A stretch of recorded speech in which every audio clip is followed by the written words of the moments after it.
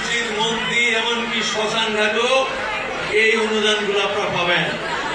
এছাড়াও গত মাসে আমার কাছে প্রত্যেকটা ইউনিয়নে বিশেষ করে 110টা মসজিদ মন্দির, দেবীগঞ্জে এবং কোথাও 110টা মসজিদ মন্দিরের এসেছিল।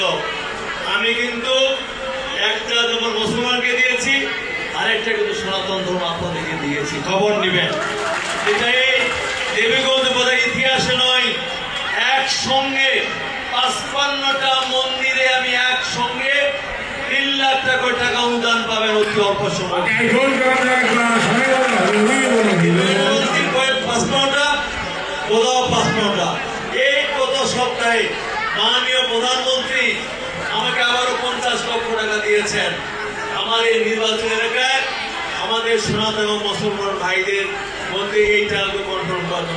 খবর নেবেন, আমি 25 লক্ষ টাকা আমার মুসলমান রেখে দিয়েছি, 25 লক্ষ টাকা আমি সনাতনদের জন্য প্রদত্ত করে দিয়েছি।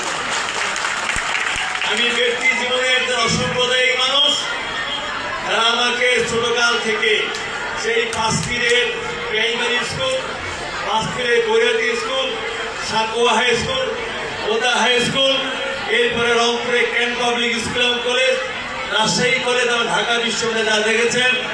আমি সেই শৈশব কৈশোর থেকে একটি অসাম্প্রদায়িক মানুষ।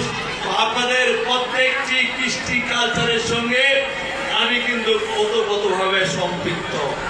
যারা আমার ভাই গ্রামের ভাই গিয়েছেন দেখেছেন, ওর বাড়ির সামনে কিন্তু কালী মন্দির আছে।